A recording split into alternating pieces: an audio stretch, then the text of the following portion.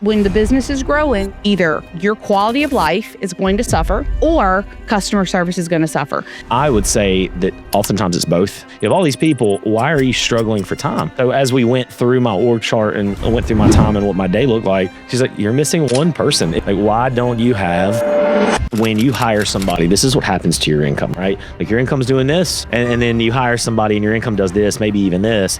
And then when they learn their job, and if they're a real team player, it's this. Just like you had to learn how to hire, they have to learn how to hire. Now, there's things that we can do to make maybe a faster learning curve than maybe we had. Olivia straight hard launched us into our topic. I was like, hey, how's your day? She's like, let's talk about leverage. And then like you said, so you're doing that interview and you're looking for... We talked a little bit of business last night. We didn't talk any money. We talked about what our future goals are, where we want to be in 10 years. We dreamed together. If you're going to sit in the room with me for any period of time, you better get used to dreaming, because we're going to dream about money. We're going to dream about family. We're going to dream about everything.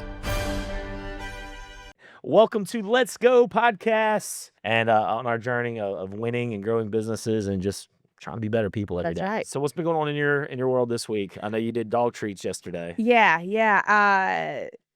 Dog treats yesterday. Just this past week, we've really been focusing on wrapping up Q1, which sounds crazy because it's May 1st or May 3rd. It's actually a lot of process that last month. Yeah. When you're one company went a lot faster because we had been looking at those every month.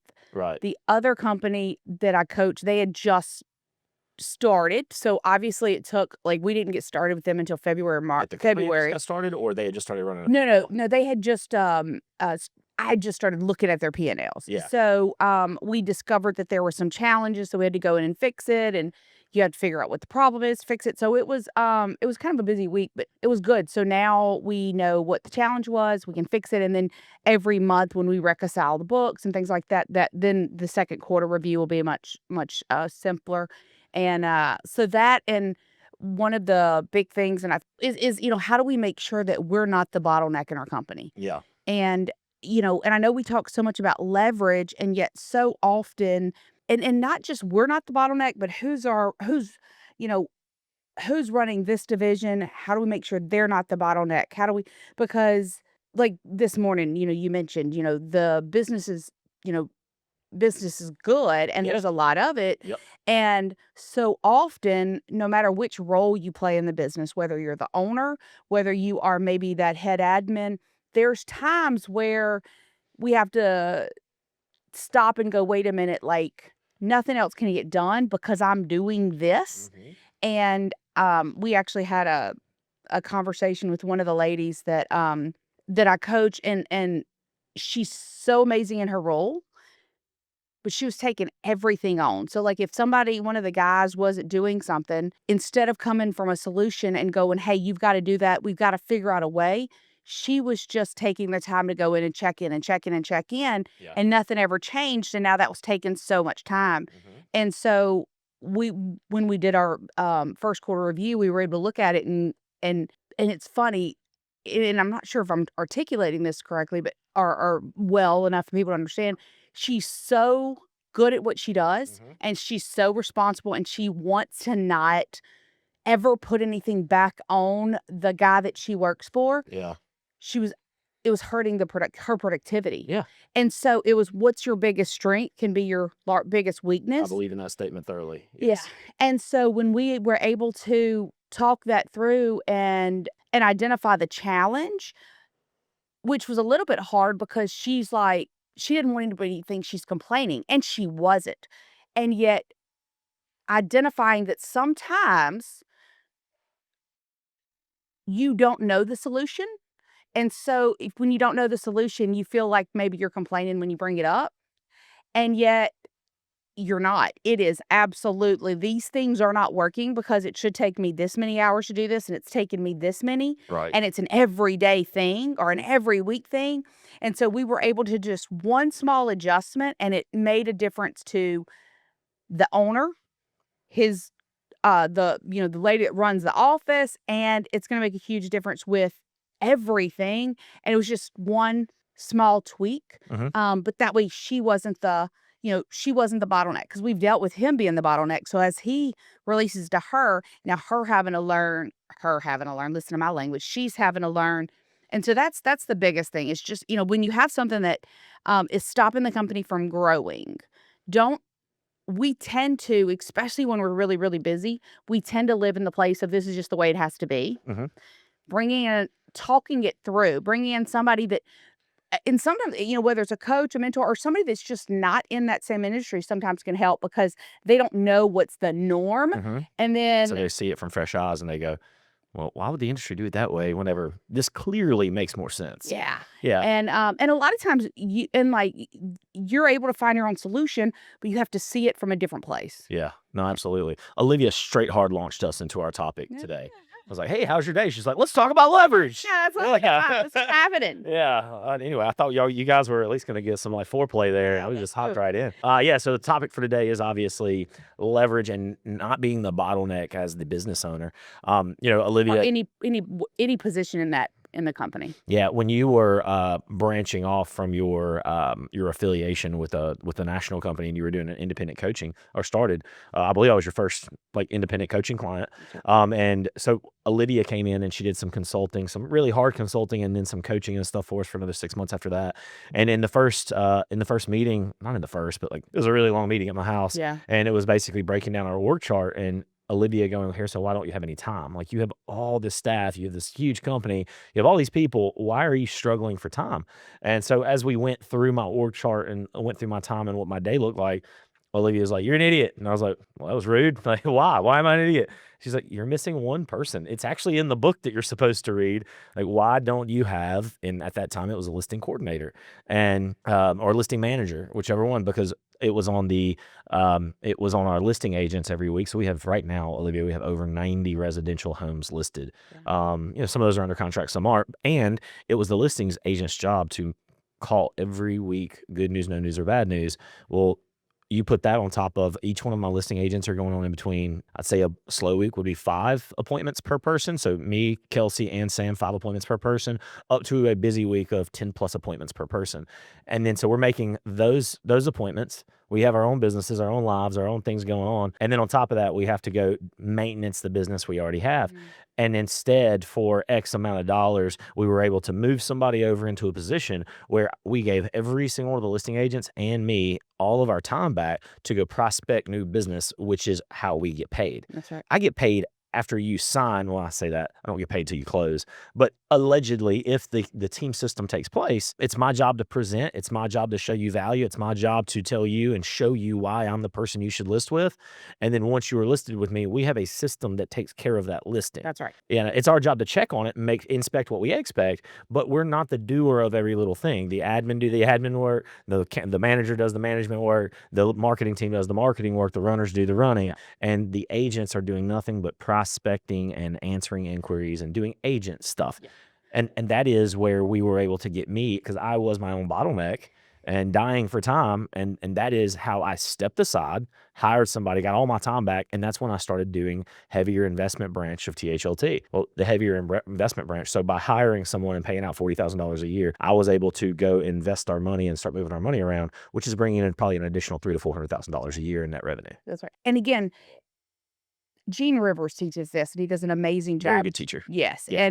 And one of the things that Gene said a long time ago, and it's so true, when you think about your business, you've got, if you think about it as sales and admin, well, you're the owner, and it really doesn't matter what business you're in, whether you're selling cookies, you're an electrician, you got to have sales, right? You got it. Somebody's got to know. If you own a business, there is a salesperson. That's if you write a book and you want other people to read it, there's a salesperson. Yeah. So you've got sales and then you've got support. Yep. Well, and the support can, admin, runners, things to that effect. So when you look at it, if at some point, if you're doing sales, you're also doing admin. And when I say admin, I would just, whatever that looks like, right? You're doing paperwork, you're doing the booking, that type of thing. Yep. Well, at some point, when the business is growing, you're going to, and this we talk about the bottleneck, but either your quality of life is going to suffer or customer service is going to suffer. Yep. So you've sales, now you've got to hire that support. Yeah. Now, sometimes that support, the first support should be the,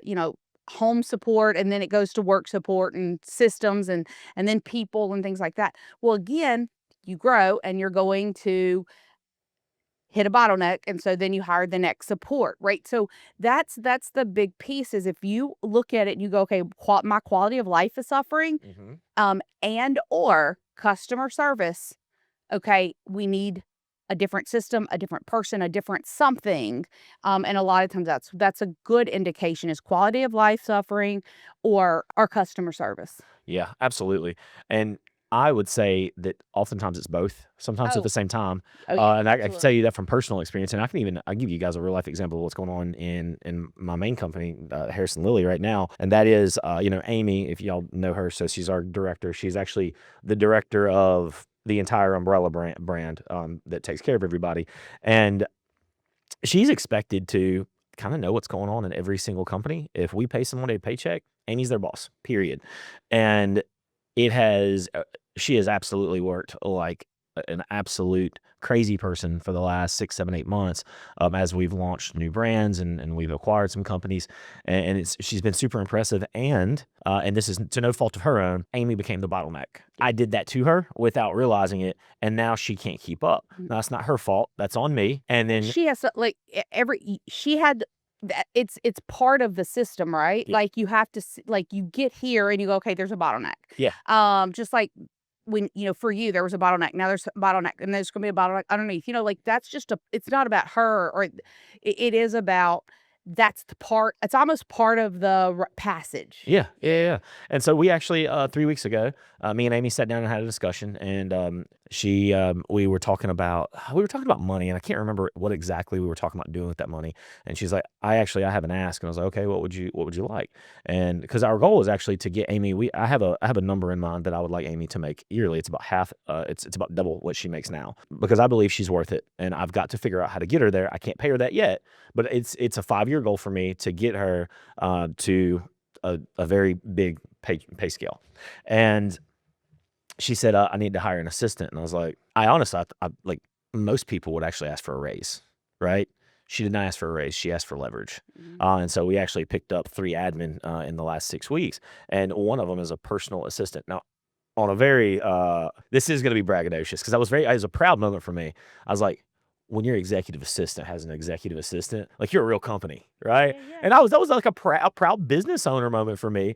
And then it was also like, okay, like we've maxed her out. Now we have to get somebody that she can leverage some of these smaller tasks that she's doing for me, and then so she can do more high level executive stuff. That's because right. she's actually, I mean, I'd call her, everybody likes to throw those CEO, COO, CFO titles around, Oh my gosh, and yeah. in all honesty, like most companies are like, I'm the CEO of what? Like, dude, you have a net revenue of $50,000 a year. Yeah. There is no such thing as a C anything, right? But we actually, like, I think between all of our brands, we're actually $15 to $20 million in not in gross revenue, Yeah. not anywhere near our pocketbook, I promise. And so we're actually we're a real company, like, and we represent 7, 8, 9 brands, and hopefully by the end of the year, maybe 2 more. And so it was cool to see that. But she's actually operating now as like a COO of all these of the umbrella company, and we hope that continues. But leverage is how we got there, and it's slow growth.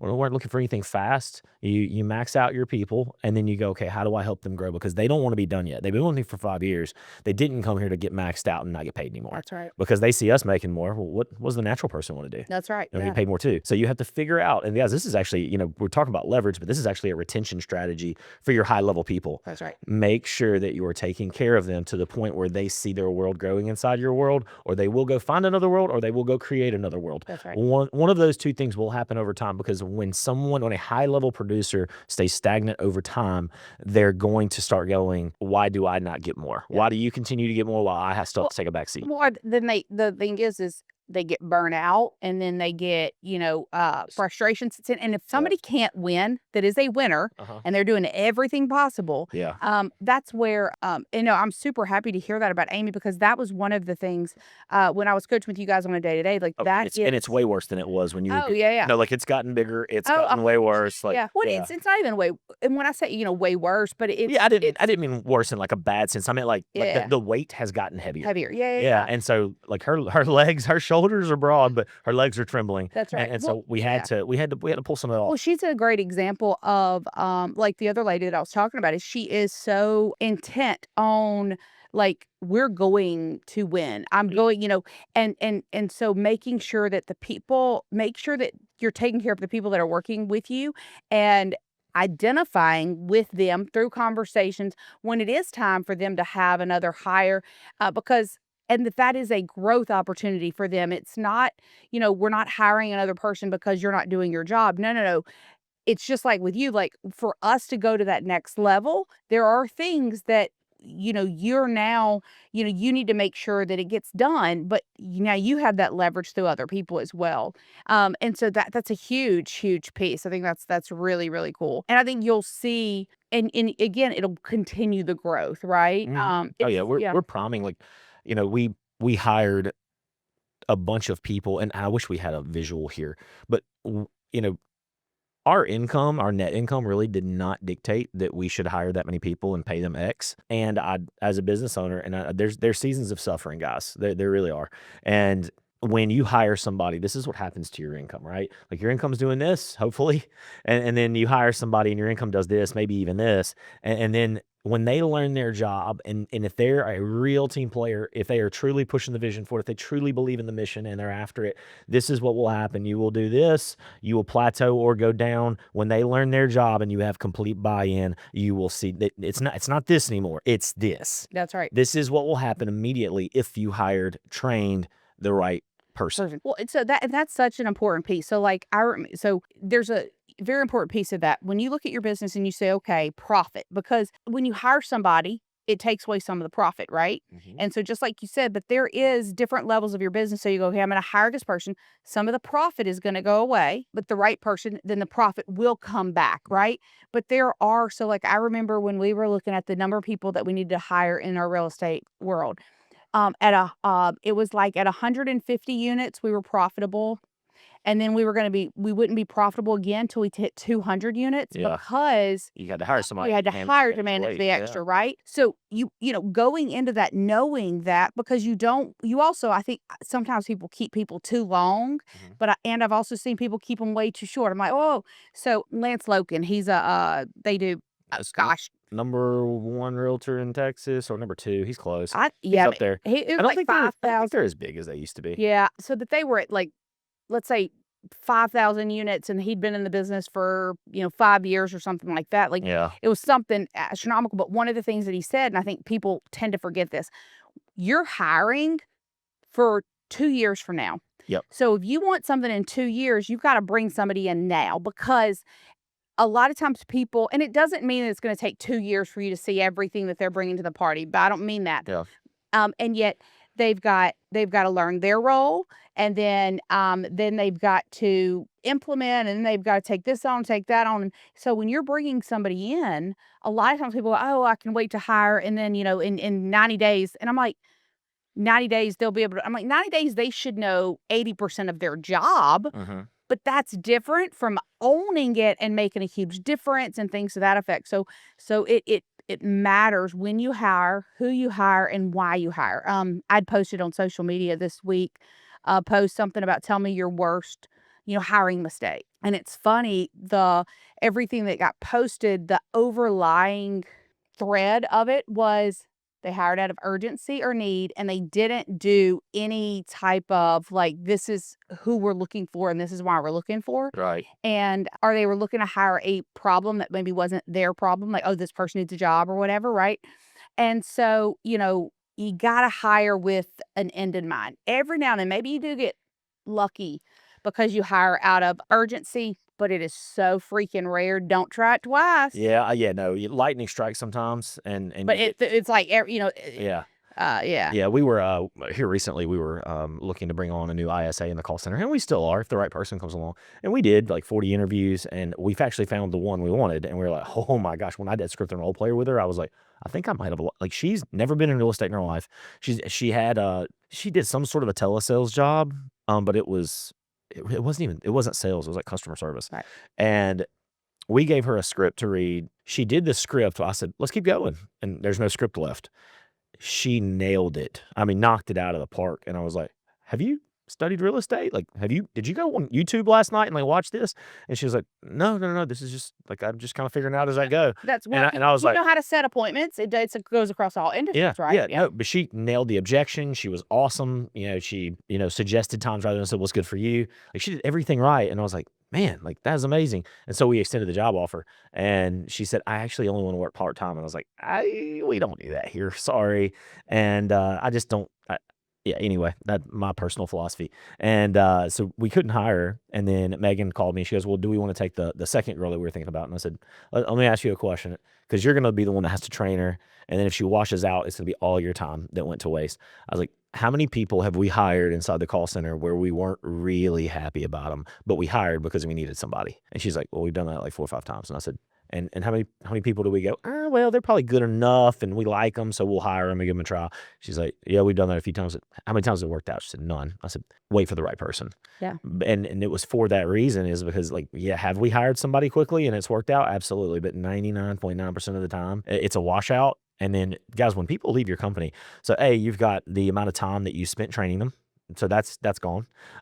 If they didn't do a good job and they didn't have a great experience, they probably didn't treat your customers very well. And on the exit, they probably said some rude things about your brand.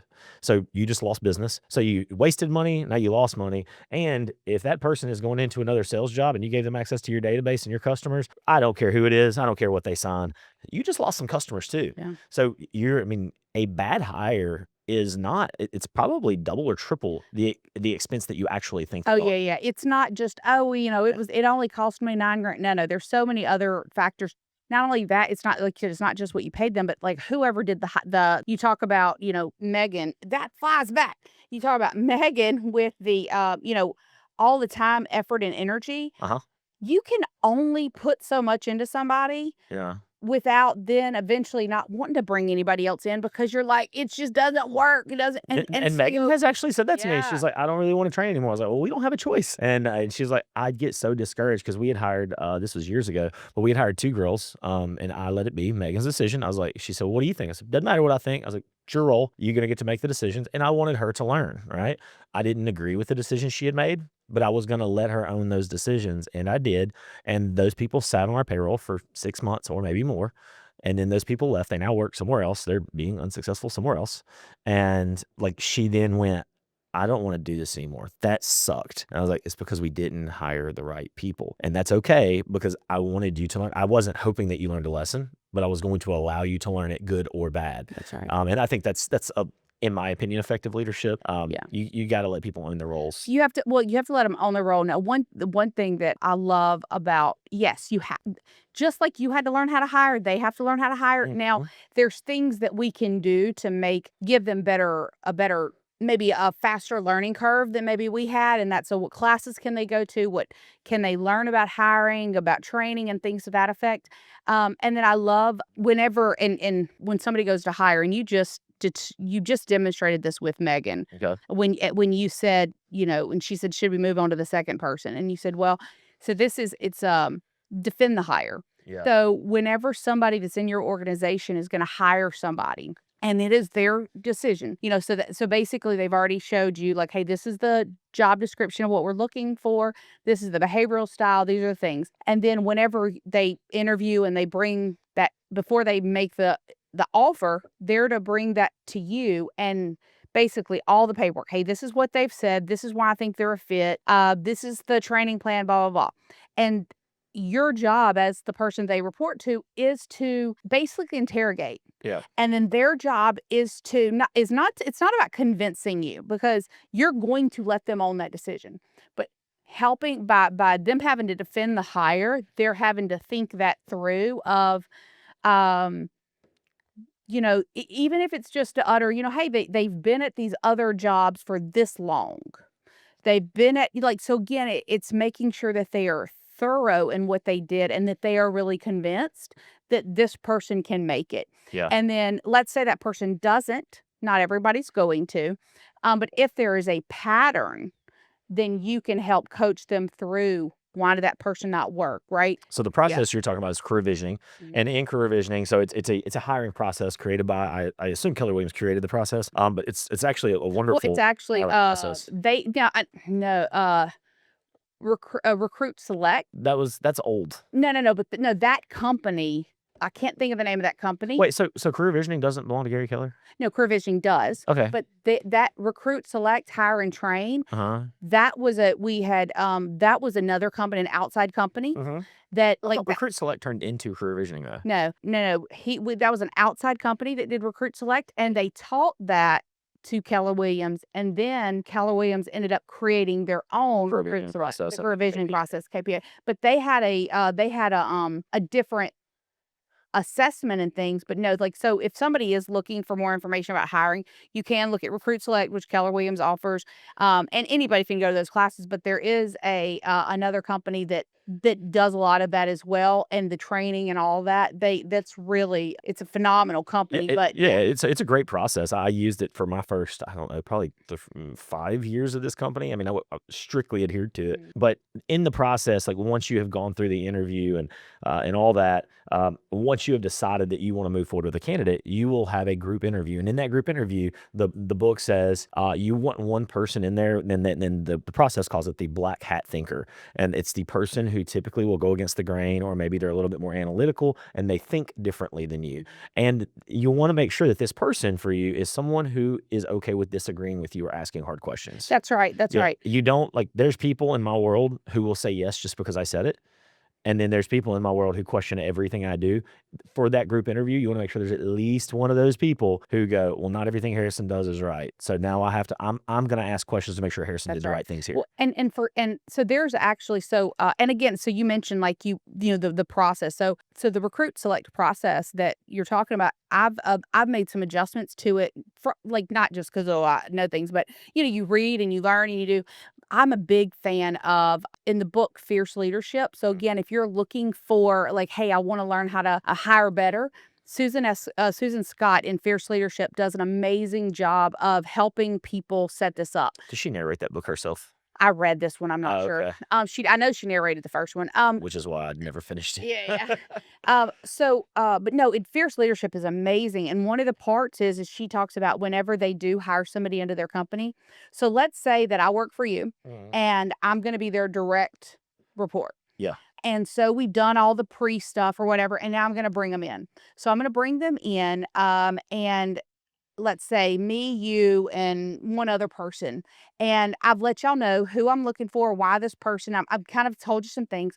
I've even given you some questions to ask and things like that. But what I love about, she demonstrates all of this. So you're not coming in blind. You know what you're like. There is literally you're going to do this, you're going to do this, and you're going to ask this, and this is why you're going to ask it, all the way to the end. And one of the pieces that I really like is, as you're talking to this person, and it's very like, it's not like all three of you are grilling them, right, by any means, but it's really a cool process. And you have some type of cue. So let's say during the process, you don't like, you're just not getting you're getting a vibe, or maybe, you're just not, you would put, let's say the example they use in the thing is you would put your pen down and we keep going, but then let's say somebody else puts their pen down. You just, like, depending on how many, but what you've got decided beforehand, that's when you're just going to stop the interview. Yeah. And you're going to say, hey, thank you so much for your time, or, for your time. Just exit with class is what they, exit with class or exit with grace. One of the two because, and then you can discuss and talk about it or whatever, but that's so that, but there's little cool pieces like that. Because again, sometimes and so often I'll see this is, we'll interview somebody and we're like, oh my God, they're amazing, blah, blah. It's just like when you're dating somebody. Everybody, hopefully, like they've got their, it's the honeymoon phase. It's a honeymoon phase. They're best showing feet you forward. They're showing you in the first, in your interview and in the first month or two that someone works for you, it's the best they'll ever be.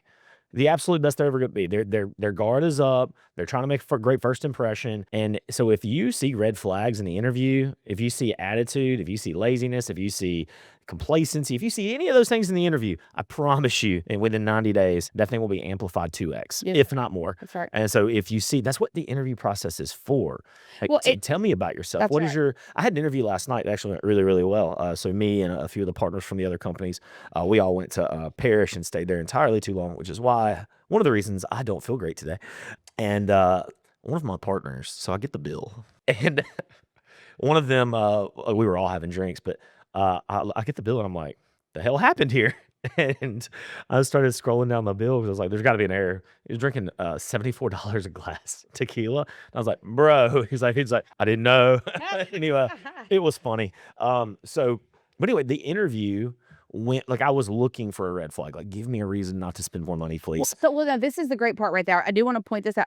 When you're interviewing, you're not interviewing to hire the person. You're interviewing to exclude them. We don't think about it, but even if you go to a store because you want to buy a pair of pants, what you're really doing is going, not that one, not that one, not that one, right? Yeah. So you want to set the interviewing up that way. We're like, okay, I've got 100 applicants. I'm going to go through them. I'm going to narrow them down to the top 3 or 4. Okay, I'm going to do those 3 or 4 interviews. I'm going to narrow that down to hopefully 1 or 2. Sometimes you go through that, nobody, and so then you keep going. But absolutely, you're looking for those pieces. And even during that 30, 60, and 90, 100 days, you're looking for, and not because we want to hire somebody and let them go, but part of it is we don't want to hire somebody, have them quit their other job, and then them not make it. So Yeah, because that's rude. That's yeah, absolutely rude. so so it is an opportunity for both of us to make sure this is going to be a good fit. And if obviously we're not, nobody, we're not omnipotent, we can't 100% know that. We're going to do everything that we can to make sure, because, and I'm going to have you finish. I want to allow your thoughts finish, but I just wanted to point out that don't fall in love with people. You're looking for the reason, because, and I'll see this week. I recently in a company that I coach, 2 weeks in, they're loving this lady. And anytime I hear the word love, I'm like, ooh. Yeah. And Sounds like we're enamored. well, and then you're going to overlook or let things go longer because you're going to keep going back to. It's why people stay in relationships too long. It's because we remember how that felt. Yeah, That when first you go, 2 well, weeks. they were awesome, so they can be awesome again. That's right. So you hang on to that hope of them being awesome. That's right. And Yeah. so, but then this person stopped coming to work, and they said, well, you've been there a month. Now, granted, look, sickness happens. Yeah. If you're But sick, your kids are sick, your mom's sick, Yeah, whatever. like stuff happens. But at the same time, now we're into month 2, and you have no-showed. We're done probably, but you no-showed, you this, you that, like, but again, because you loved them, you're still clinging on to something that isn't true. Right. They put on makeup for the first date, guys. That's what happened. And but this is the thing. That means they're smart. We do it too. So it's nothing wrong with it. It's 100%, like we all do it. It's just making sure that it's a right fit. And so that's one of the reasons we do the process. And then like you said, so you're doing that interview and you're looking for, like, I was looking like, is this guy even like? Because we talked a little bit of business last night. We didn't talk any money. We talked about some philosophies that we have around the job description, and how I want it to go and how we would pay and all those things, and made sure that they were comfortable with the workload because it's going to be a lot. And then we talked about family and belief systems, and we talked about giving. We talked about being charitable. We talked about what our future goals are, where we want to be in 10 years, what we want this thing to look like. We dreamed together. And, if you're going to sit in the room with me for any period of time, you better get used to dreaming, because we're going to dream about money. We're going to dream about family. We're going to dream about everything. And he did that. It was actually a really, really good interview. I'm looking forward to him and Amy getting to meet this week. So she couldn't make it. She's on this, did you see her Facebook post? Okay. So she is on a 90-day cleanse that apparently can cure autoimmune disease. We all know Amy is witch doctor Amy, right? But she is on it, and so it's no alcohol. It's nothing but it's like fruits and vegetables. Yeah. And it has to be all organic. None of it can be like non-organic, I guess is the word. And like she can't eat meat. Yeah. Like it's nuts. It's absolutely nuts. She can't eat nuts either. She can't have anything. And so yeah, I don't know how she's doing it, but she called me last night. She's like, would you be mad if I sat this out? And I was like, I was kind of wondering how you were going to do while we were sitting there eating Parish and drinking, and you were going to be at the end of the table just going. So anyway, so she decided not to go, but we're gonna hook them up hopefully this week and let them talk. Yeah. But yeah, no, but you're right. Like the interview process is actually a process of elimination. That's right. You're not trying to justify the hire. You're trying to go, which person can I not live without? Well, yeah, and what it is you're being the whole point is you're being objective.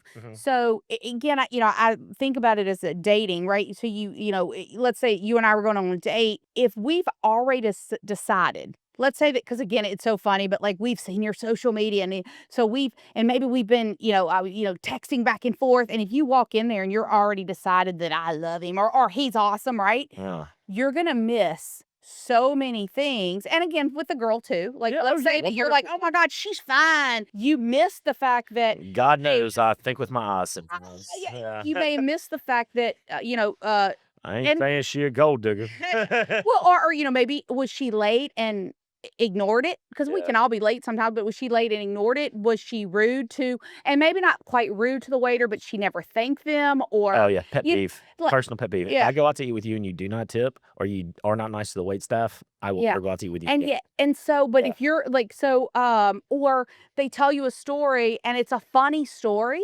but they were mean to somebody in that story. You know what I'm saying? Like, now, again, we all have stories where we're mean to people, but it's, are you listening or looking for, right? So Mhm. it's all about just staying objective and not falling in love. Now, an objective also means not judging them on everything, because I will have people when they hire, they'll do that where they're like, well, they said this or they did this. I'm like, whoa, every part of the hiring process, you're assessing.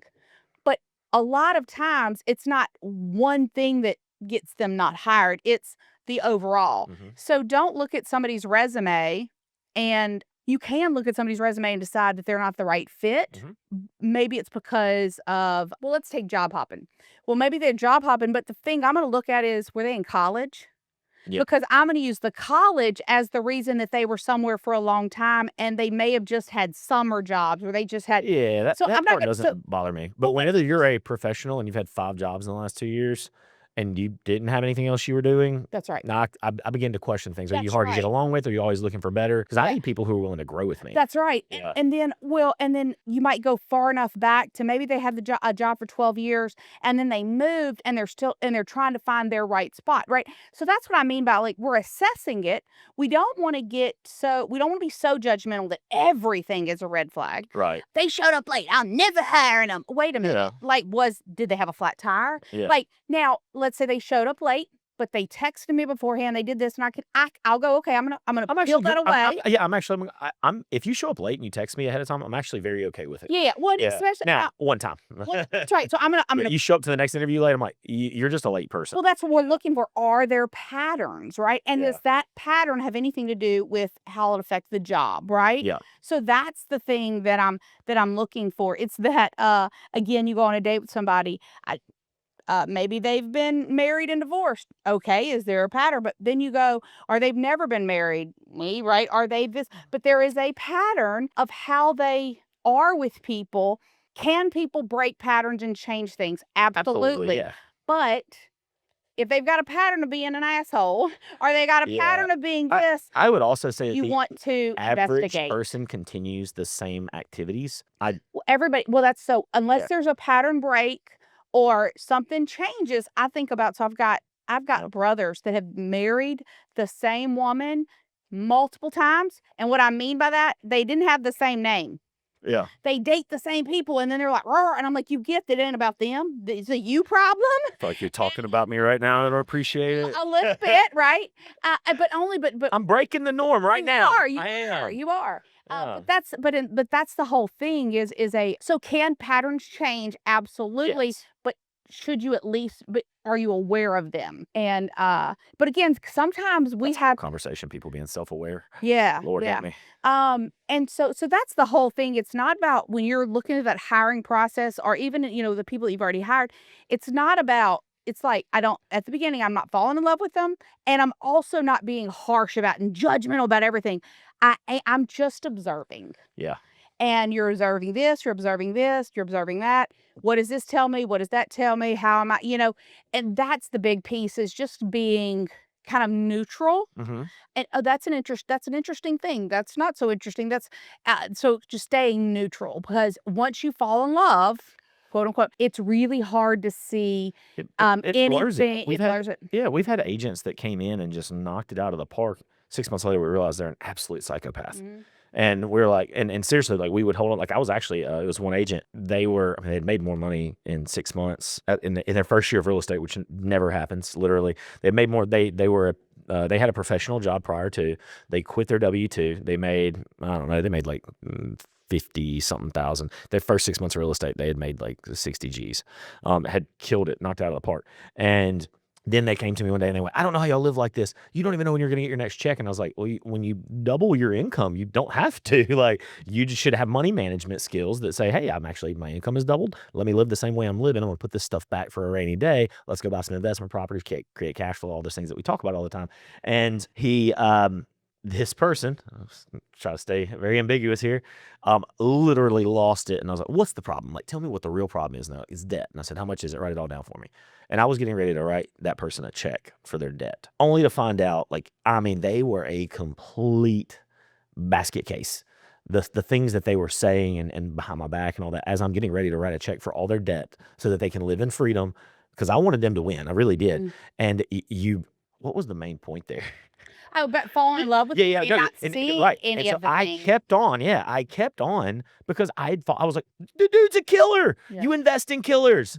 And then it turned out that I fell in love with the potential of the person rather than who they actually showed me who they are. And when people show you who they are, believe them. Yes. And so often we do that. Like, I cannot tell you how many people when I first. So like anytime I'm working with somebody and they're hiring people, and sometimes they feel bad because they went through the process and it didn't work, and I'm like, guys, and I think sometimes they think I'm going to judge because I'm like the expert. I'm like, first off, I don't care who you are, how many hires you've hired. Not everyone you're going to knock out of the park. The best hiring people in the world are actually, they still suck at it. Well, yeah. Well, because I was at a Grant Cardone convention, and his director of hiring or whatever, she's like, I've hired 1,000 people in the last 4 years or something like that. And she goes, 200 of them still work for the company. Right. And I was like, yeah. Well, because if you the odd.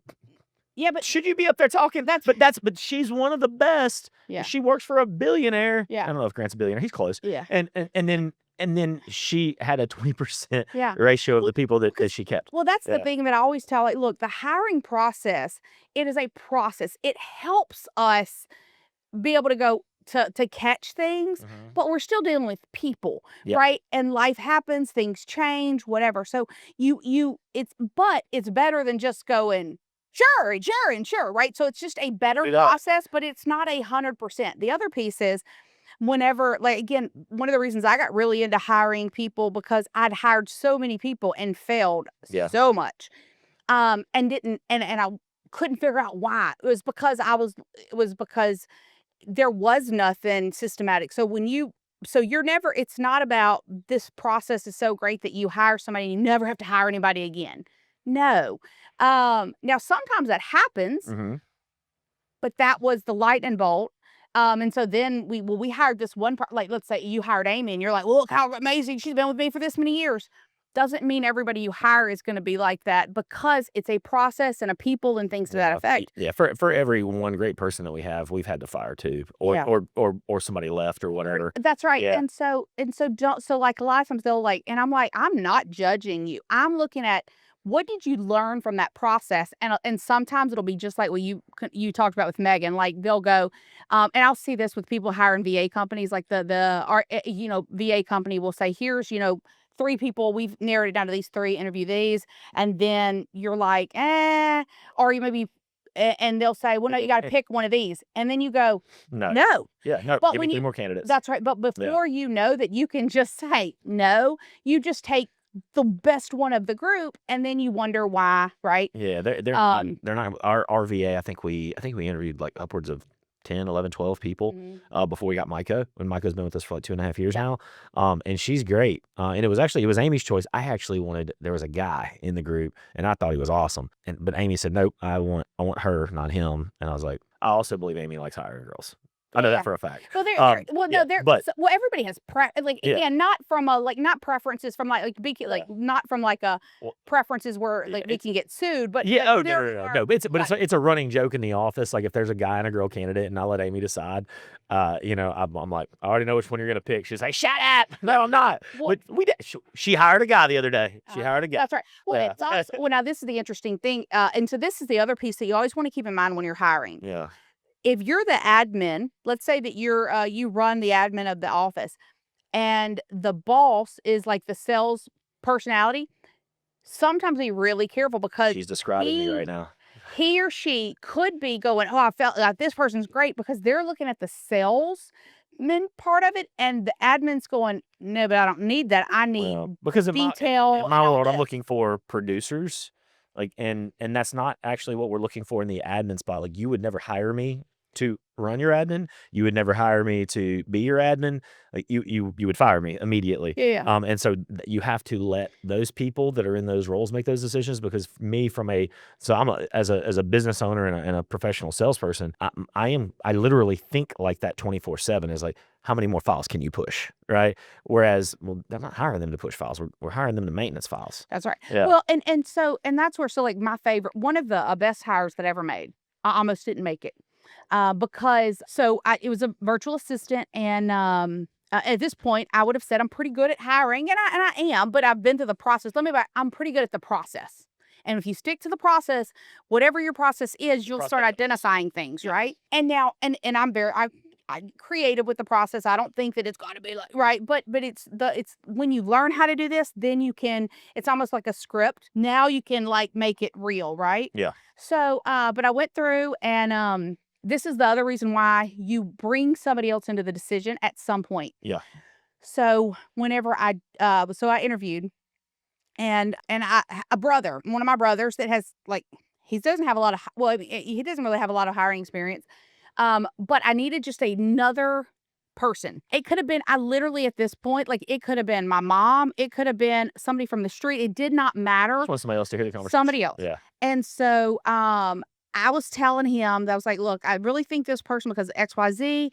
I said, now this person, he has, like, if I was hiring somebody like to be a coach or whatever, I said, I'd probably hire this one because he does da da da. And then, he's got the background and all this stuff. I said, but I was really leaning more into, at that moment, the admin piece, because I was looking for an admin type. Mm-hmm.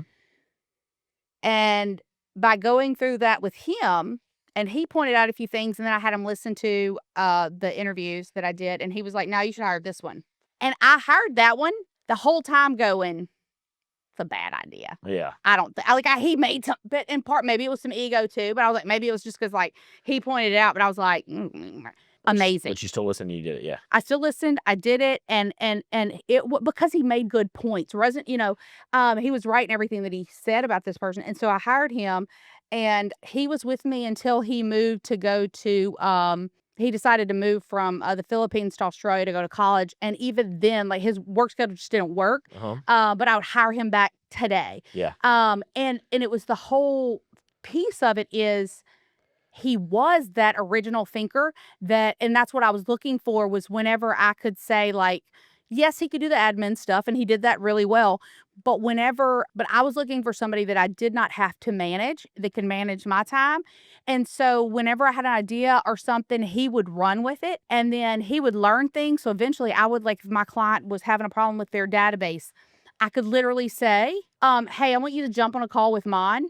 He'll help you and walk you through that. So I didn't have to, right? Yeah, that's perfect. And so, so I think, so that's the other piece, is that's why you want that other person to look at it, to ask questions, to make sure that you're thinking of it in a way that's most effective and most helpful. Absolutely. Yeah. How did this turn into a hiring podcast? This is supposed to be well, because I think that don't be a bottleneck as a business owner. Part of being the bottleneck is not being able to hire. Yeah, you have to hire the right person. And you have to hire, and this is the other piece. Talking about bottleneck. Ruh-roh. You did this. You still do it some. Are you talking about me? Yes. Great. everybody at some point has done or does this. Yeah. You guys get to live in the room in which I am the problem. Well, that's what I think the good part is you're leaving me hanging. So the good part is understanding that it doesn't matter how good you are at. There's something that you can be better at, and me included. There's lots of things that I could be better at. I feel like you're getting me to smoke me because you won't say it. No. Now that makes me want to prolong it and talk about something else. This is not going well for me. No. It's because a lot of business owners start out with the phones and they're handling the phones. Mm-hmm. If you're not careful, you become the secretary. I've gotten rid of it. Now my cell phone number is still the same. However, so my inbound calls, I used to probably get 100 plus inbound calls a day. Mine are probably down to like, I'd say 20 to 40 a day. My outbound calls, they have gone down as well, but it's because I'm maintaining businesses rather than selling 24/7. Yeah, and so a lot of times what it is, so there's a company I'm working with right now. that does an amazing business, really smart guy. But what he does, and he does have an admin, they even did the phone switch thing, but then so what it is so somebody calls him, he then calls this person and finds out the answer, and then he calls him back. I'm like, okay, so like, and so he had between text and phone calls, he had 66 on Friday phone calls or messages. I didn't look through his phone. There were three and That's a very small day. not in this type of business. Oh, okay. Because he's actually in the field and stuff. Okay. So for three, this is the thing is, so and most of his phone calls were very short. Because at first I did it at 10 minutes, and I said, okay, 5 minutes.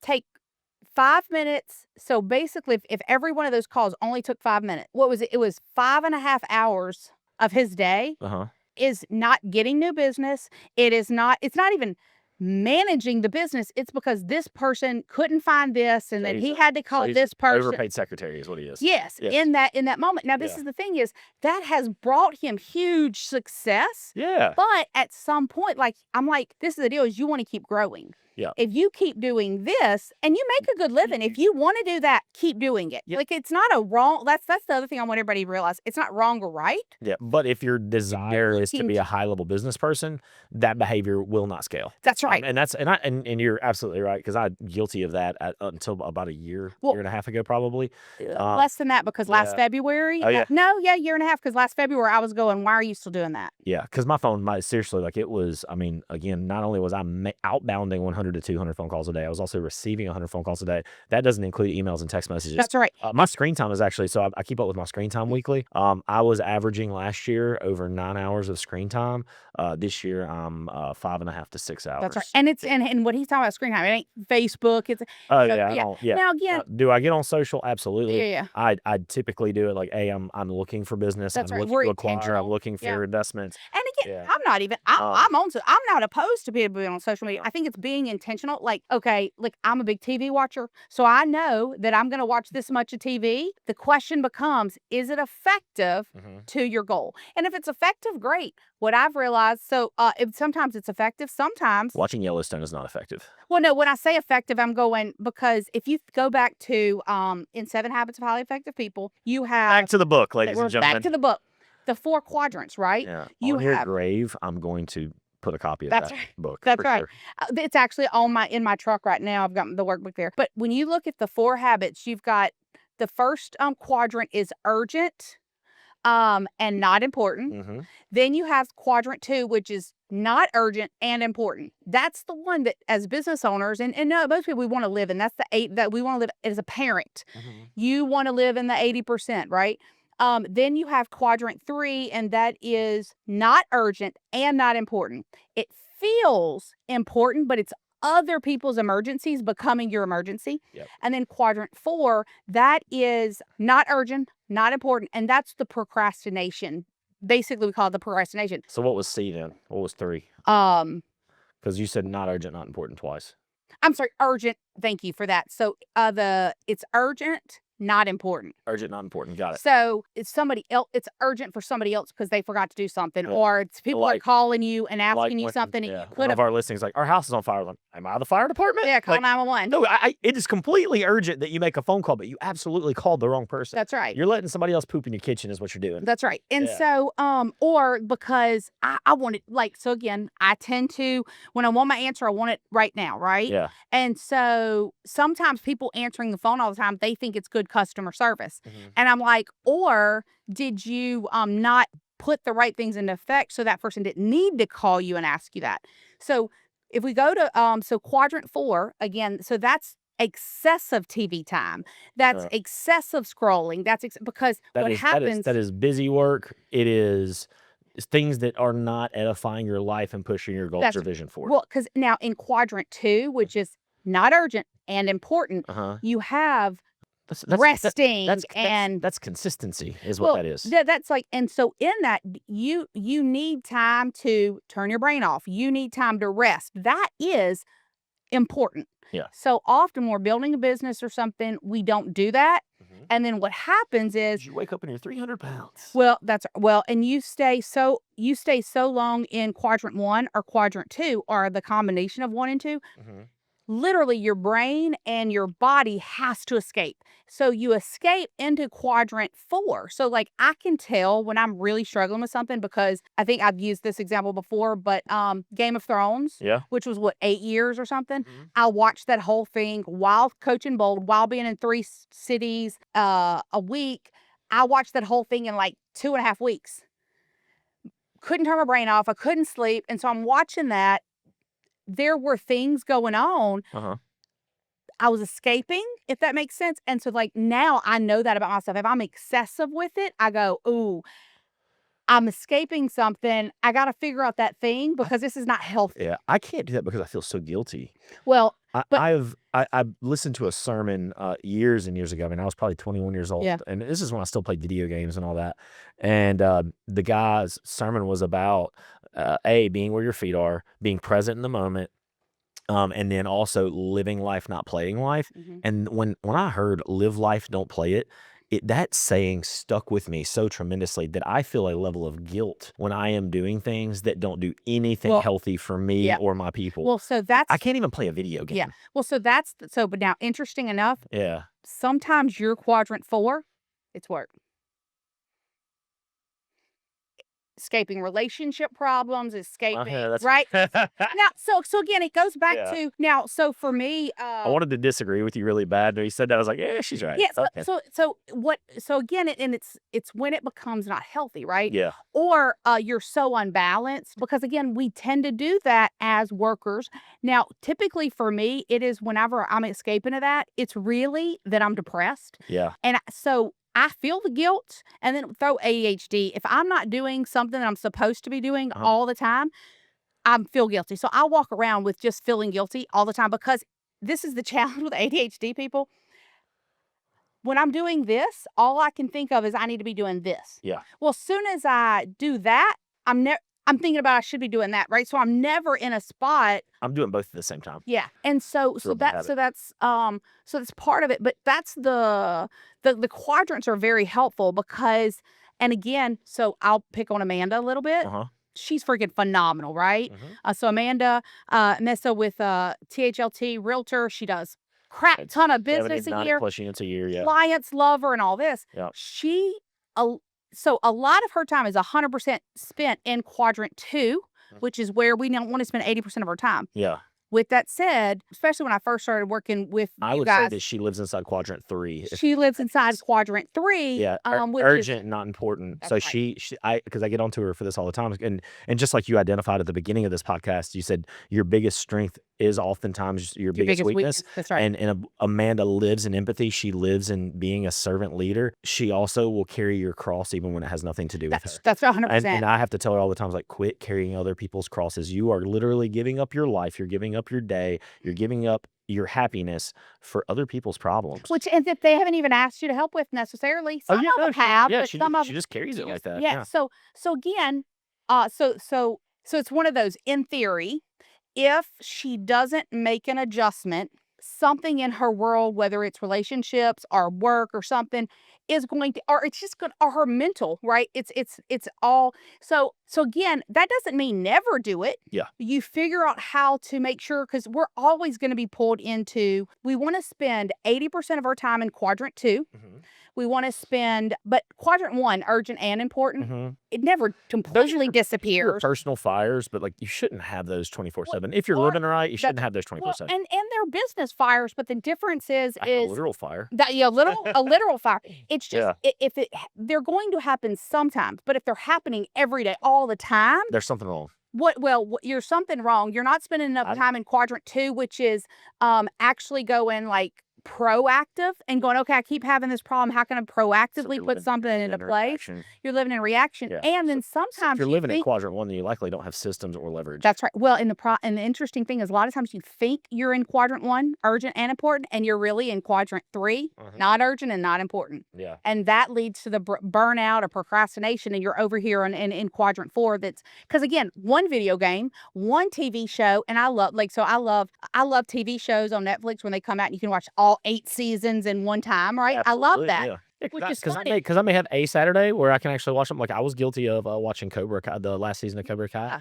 I mean, I knocked that out in like a day and a half. Yeah, which I is don't watch a lot of TV, yeah. but I like nostalgia, and so that was really Yeah, cool. and that's the thing Yeah. is, and that's where, and somebody, and so that is so that's in renewal, which is in quadrant 2. Yeah, I The enjoy. problem would Yeah. be is if you did 8 hours every day, you know what I'm saying? Now, I may go 2 months without turning TV on. that's At right. that point. Yeah. So, now again, it goes back to that. Now, this is the other interesting thing. When I started growing the real estate business, Mm-hmm.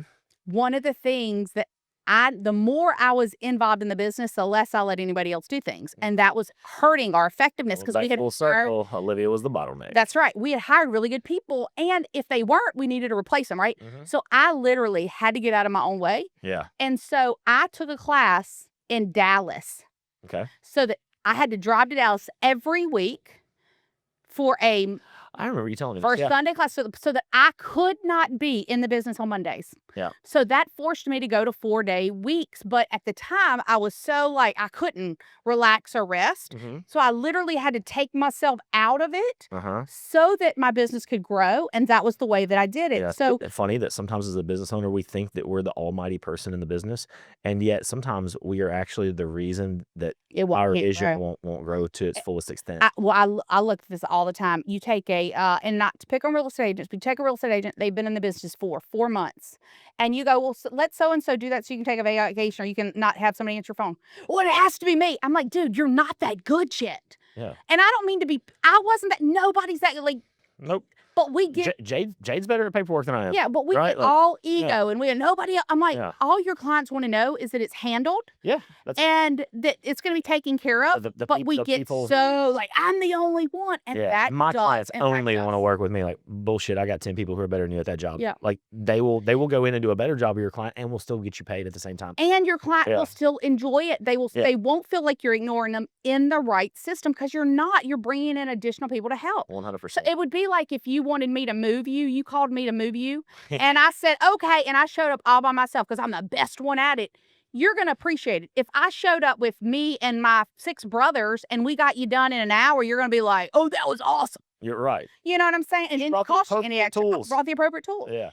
So and I know we gotta wrap Yeah, up, we but do. you We're can at tell I'm a that- little bit that 1 mark. passionate about this. So. Yeah. Well, the last part kind of got good. They hit that good. No, hey guys, so we are going to wrap up, but remember, don't be the bottleneck in your business. If you're finding your business isn't growing and that you're working your ass off, call Olivia and call her for a consultation. She can do a weekend seminar for you real quick. Look at your business from a 30,000-foot view and go, hey, I found your problem. It's you. And then tell you who you need to hire and how to hire them. That's something she does professionally. It's helped me and blessed my life tremendously. But remember, you're not the only one. You can't do this alone. If you want to, that's fine, but you're just running the race backwards. Mhm. And so And get back to what is appropriate. What is your goal? Because if your goal is this and that's working, keep at it. But Yeah. if your goal is this and you can't get to that, there's a different way. yeah, and I'm going to stand on this, even if you want to be the solopreneur and do it all yourself and be the guy or the girl. I'm going to argue Well, this. you might need leverage in your personal life because I always my question is would your spouse agree that you're not working too much? Would your your kids agree that they like I what would how argue you're that doing? people that have that mentality aren't listening to anyone. And so, but there's a reason that I'm cocky when I walk into a room or a sales pitch or I'm acquiring a business. And it's because, sure, you may be very, very talented and you one-on-one may be able to beat me, but you will not beat me and my team. Mhm. Not on average. You may take 1 or 2 from me. You may win every now and then, but on average, we will absolutely kick your ass because we have built a badass team. Yeah. Right. And that is what leverage does for you. It helps you run the race faster and get you further. Yeah. So, guys, we appreciate y'all tuning in with us.